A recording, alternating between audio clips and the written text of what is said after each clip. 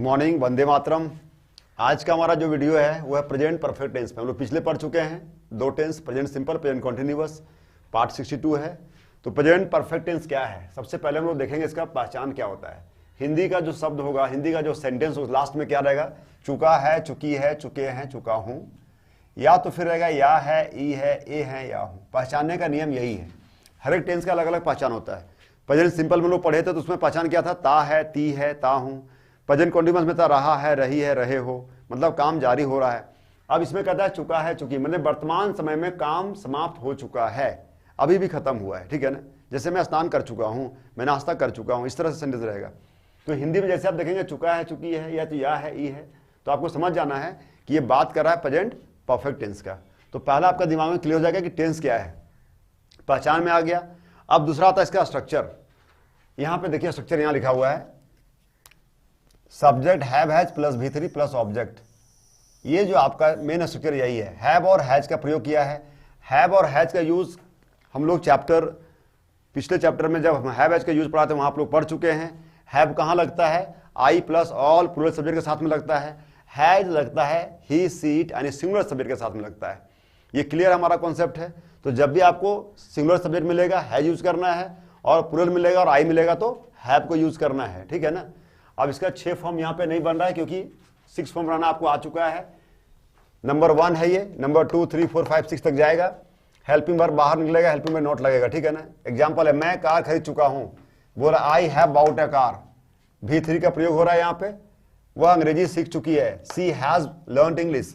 अब यहां पे हैज लग गया, यहां पे हैव लग गया, क्लियर है। सी क्या है, थर्ड पर्सन का सिंगुलर नंबर है, इसमें हैज लगेगा। आई के साथ हैव लगता है इसलिए हैव लग गया है। तो आपको यह ध्यान देना है कहां पे हैव लगता है, कहां पे हैज लगता है, ये आपको पता है। वर्ब का तीसरा फॉर्म यूज होगा, 6 फॉर्म तक जाएगा। अगर इसका हम 6 फॉर्म बनाते हैं तो कैसे बनेगा, I have bought a car, I haven't bought a car, मैं कार नहीं खरीद चुका हूं। क्या मैं कार खरीद चुका हूं, तो क्या हो जाएगा, have I bought a car. क्या मैं कार नहीं खरीद चुका, haven't I bought a car. इस तरह से 6 फॉर्म तक चला जाएगा ये। तो 1 to 6 फॉर्म हो गया ये आपका क्लियर। इसी में जब सब्जेक्ट यहां पे लिखा हुआ है, यहां पे आप कुछ भी सब्जेक्ट डाल सकते हैं। अब हु डाल देंगे आप, कौन अंग्रेजी सीख चुका है, कौन कार खरीद चुका है, तो हु के साथ क्या लगेगा, हैज लगेगा, सिंगुलर। हु अगर एक बार कौन आया है तो हैज लगाना है। Who has bought a car, किसने कार खरीद चुकी है। कौन इंग्लिश सीख चुका है, हु हैज लर्न इंग्लिश, और कौन कौन रहेगा तो हैव लगेगा, who have learn English. Who have bought cars, कौन कौन कार खरीद चुके हैं, तो हैव बताता है प्लूरल और हैज बताता है सिंगुलर। उसके बाद जितना सब्जेक्ट है सब यहां लगेगा, ठीक है ना, और उसके अनुसार हैव और हैज लग जाएगा। अब हम कुछ इसमें एक्स्ट्रा चीज बताने की कोशिश की है। नंबर 2 में देखिए यहां पे, they have just arrived. Just को गोल किया गया लाल कलर में, देखिए यहां पे क्या लिखा हिंदी में, वे लोग अभी अभी, तुरंत, थोड़ी देर पहले पहुंचे हैं या पहुंच चुके हैं। जब अभी अभी, तुरंत या थोड़ी देर पहले होता है किसी हिंदी सेंटेंस में, उसके लिए जो वर्ड आता है वो है जस्ट। और जस्ट का यूज कहां होता है, हैव के बाद। बहुत लोग बोलता है दे हैव अराइव्ड जस्ट, या जस्ट दे हैव अराइव्ड, आगे या पीछे लगा देता है लोग बोलने समय ना, वो बोला जाता है इंग्लिश में लेकिन वो गलत है, ठीक है ना। आपको लगाना कहां है, हैव के बाद, ये ध्यान देना है। तो अभी अभी रहे, या तुरंत रहे, या थोड़ी देर पहले रहे, तीनों इसका मीनिंग होता है। जब ऐसा सेंटेंस रहेगा तो इसी स्ट्रक्चर में सिर्फ हैव के बाद और हैज के बाद आपको जस्ट लगाना है, ठीक है। अब बोलना मैं अभी भी नाश्ता कर चुका हूं, तो क्या बोलेंगे, I have just taken breakfast. मैं अभी अभी स्नान किया हूं, I have just taken bath. तो अभी अभी, तुरंत, थोड़ी देर पहले के लिए वर्ड आता है जस्ट हैव हैज के बाद। उसी तरह से यहां पे है, I have already met her, मैं उससे पहले ही मिल चुका हूं, पहले ही। अब यहां देखिए, पहले ही का मतलब क्या था, उम्मीद से पहले। अगर किसी ने हमको कोई बोला कि क्या आप उससे मिले हैं, आप उससे मिलना चाहेंगे, would you like to see her, हम क्या बोलते हैं, no thanks, I have already met her. अब उस आदमी लगेगा ये तो पहले ही मिल चुका है, तो जो काम पहले ही हो चुका है उसके लिए हम लोग यूज करते हैं ऑलरेडी। और वो भी आता है कहां, हैव और हैज के बाद आता है, ये ध्यान देना है। इसके लिए ऑलरेडी का मतलब होता है पहले ही। अब आता है, I have taken my breakfast much earlier. अब देखिए यहां पे आ गया मच अर्लियर वर्ड, बहुत पहले। जब बहुत पहले रहेगा तो वर्ड यूज होगा मच अर्लियर, और ये सेंटेंस के लास्ट में आता है। ध्यान देने की जरूरत यह है यहां पे कि जस्ट और ऑलरेडी हैव और हैज के बाद आते हैं, और मच अर्लियर और एट सेंटेंस के लास्ट में आते हैं। ये जानना जरूरी था। तो मैं बहुत पहले नाश्ता कर चुका हूं, मतलब मैं नाश्ता जो किया हूं, टाइम बहुत ज्यादा बीत चुका है, अब मैं अभी भी, मुझे भूख लग रही है, तो कहने का मतलब है मैं बहुत पहले नाश्ता कर चुका हूं। तब बोलेंगे हम लोग, I have taken my breakfast much earlier. मैं बहुत पहले अपना होमवर्क कर चुका हूं, I have done my homework much earlier, मैं बहुत पहले ना स्नान कर चुका हूं, तो I have taken bath much earlier. Train बहुत पहले ही पहुंच चुकी है, the train has arrived much earlier. तो मच अर्लियर मतलब क्या होता है, बहुत पहले ही, और इस सेंटेंस के लास्ट में आता है। उसके बाद है she hasn't done her homework yet, वह अपना होमवर्क अब तक नहीं की है। अभी तक और अब तक का जो प्रयोग होता है उसका हमेशा अंग्रेजी लास्ट में आता है एट, और प्रायः इसका प्रयोग नेगेटिव सेंटेंस में किया जाता है। देखिए यहां देखिए हैजंट, ये ध्यान देना है। अफर्मेटिव इसका प्रयोग हम लोग नहीं करते हैं, इंट्रोगेटिव में या फिर नेगेटिव में करते हैं।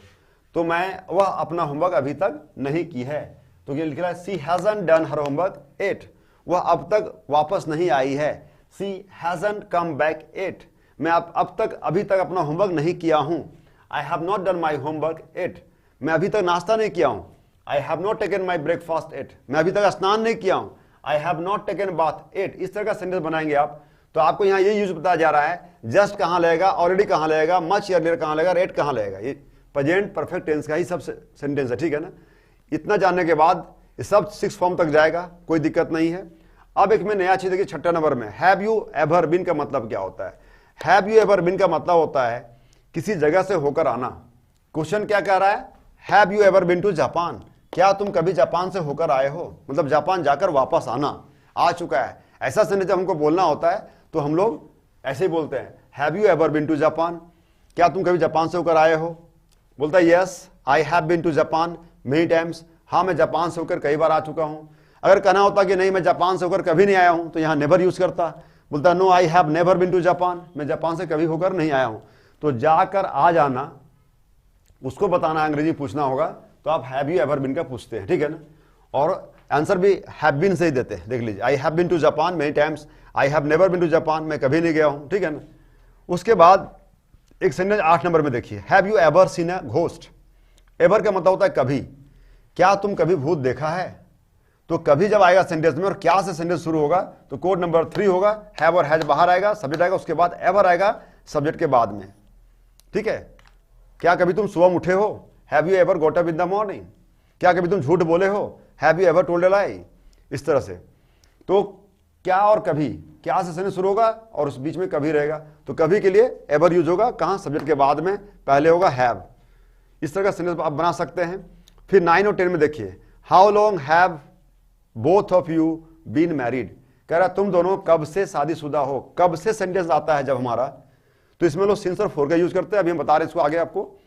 How long have both of you मतलब तुम दोनों, बीन मैरिड मतलब तुम दोनों कब से शादीशुदा हो। आंसर दे रहा है, both of us have been married since 1999, हम दोनों 1999 से शादीशुदा हैं।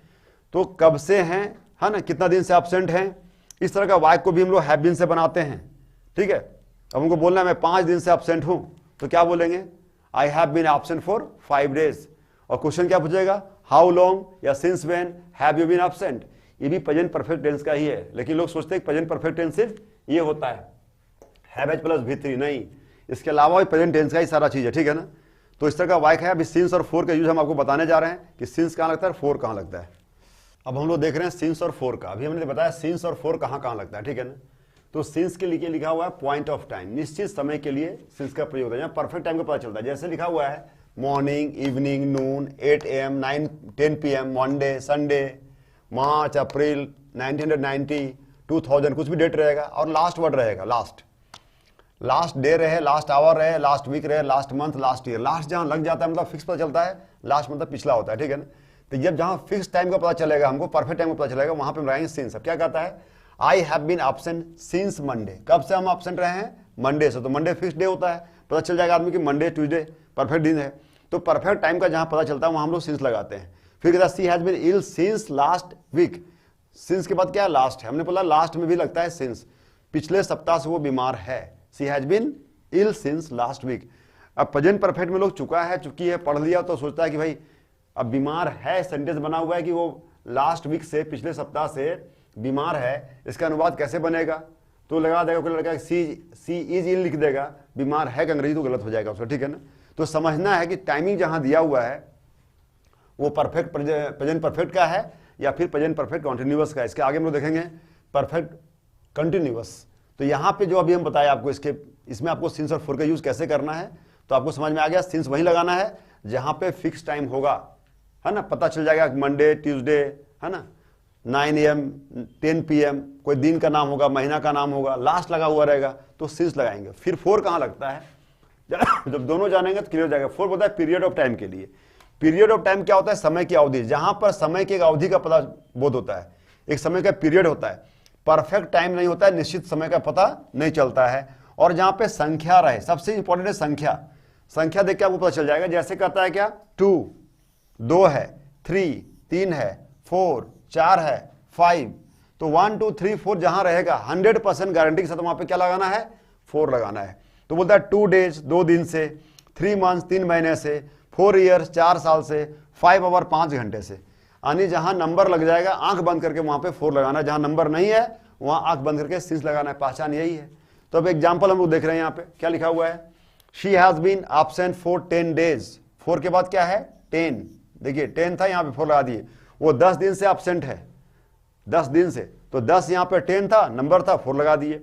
आई have been here for 2 weeks, मैं यहाँ 2 हफ्ते से हूँ, 2 weeks, 2 आ गया, 4 लगा दिया। तो इस तरह का वाक्य जब बनता है तो प्रेजेंट परफेक्ट का ही होता है। लेकिन लोग सोचते हैं क्या कि हैव और है जिसमें लगा हुआ है, लेकिन V3 इसमें नहीं है। V3 नहीं भी हो सकता, ठीक है ना, ये थोड़ा एडवांस है उससे, ठीक है ना, जो आपको बताया गया है subject plus have plus V3, उसके आगे ये सब चीज बता रहे हैं, ठीक है ना। तो प्रेजेंट परफेक्ट टेंस में आपको इतना तरह का वाक्य बनाने को बताया गया है। सब में 2 + V1 2B 4 लगा सकते हैं, जितना सब्जेक्ट है वो सब लगा सकते हैं और सारा चीज को हम एक वीडियो में नहीं बता सकते हैं, ये भी बात सही है। तो प्रेजेंट परफेक्ट में आपको बेसिक बता दिया गया है, अब जितना तरह का बेसिक था सब बता दिया गया। एक्स्ट्रा जो क्लास है उसके लिए आपको मैं कई बार बोलता हूँ, रिक्वेस्ट करता हूँ, if you want to learn English right from the beginning to the end, complete course, you must go to my app and there you can study at very minimum price, ठीक है। 100 रुपया देकर के आपको सीखना है, 1200 रुपये मैं फीस रखा हूँ। 100 रुपया दीजिए, एक चैप्टर पढ़िए, अच्छा लगता है दूसरा चैप्टर में जाइए, नहीं लगता है तो अवॉइड कीजिए उसको, ठीक है ना। ऐसा कोर्स किसी ने आज तक इंडिया में प्रोवाइड नहीं किया है कि आप 100 रुपया देके पढ़ेंगे और फिर आगे बढ़ेंगे, ठीक है ना। ये सिर्फ मैं कर रहा हूँ, वो भी गरीब बच्चों के लिए, गाँव के बच्चों के लिए, ठीक है ना। तो प्रेजेंट परफेक्ट टेंस का कंप्लीट वीडियो ये बन गया है, इसमें बेसिक आपको समझ में आ जाएगा। हाँ, इसमें एक चीज़ क्या छूट गया आपका, आप इसमें प्रैक्टिस नहीं कर सकते यूट्यूब में, मेरी मजबूरी है, इसमें हम बुक नहीं डाल सकते हैं। तो इसका प्रैक्टिस एक्सरसाइज जो होता है वो पूरा बुक जब आप बनाएंगे तब समझ में आएगा, फिर उसके आंसर चेक करेंगे तब समझ में आएगा। लेकिन बेसिक जो था वो इतना में खत्म हो जाता है कि जिस हिंदी वाक्य के अंत में चुका है, चुकी है रहेगा, या है, ये है रहेगा, उसको प्रेजेंट परफेक्ट बोलते हैं। सब्जेक्ट लगता है हैव, हैज और V3 का प्रयोग होता है। और मैं कई बार बोला हूं सबको कि टेंस का मतलब ही होता है V1 V2 V3 V4 और V5। आप टेंस पढ़ रहे हैं तो पांचों फॉर्म को आप पढ़ रहे हैं, कुछ भी नहीं पढ़ रहे हैं। V4 V5 तो आराम से बना लेते हैं, आइन जोड़कर ऐसे। V1 V2 3 आपको याद करना पड़ता है, अगर इसको आप नहीं याद करते हैं तो फिर बीच में फंस जाते हैं। तो इस तरह से हमने सिंस और 4 का यूज देख लिया है। सिंस कहाँ है, परफेक्ट टाइम के लिए है। 4 कहाँ है, जहाँ नंबर लगा रहता है, शॉर्ट में यही जानना है, ठीक है ना। जहाँ नंबर रहेगा वहाँ पे 4 लगाइए, जहाँ नंबर नहीं वहाँ पे सिंस लगाइए। और प्रेजेंट परफेक्ट टेंस का पूरा अभ्यास कीजिए। बोलिए, फिर हम मिलते हैं नेक्स्ट वीडियो में प्रेजेंट परफेक्ट कॉन्टिन्यूअस में 63 पार्ट में। तब तक के लिए टेक केयर ऑफ योरसेल्फ।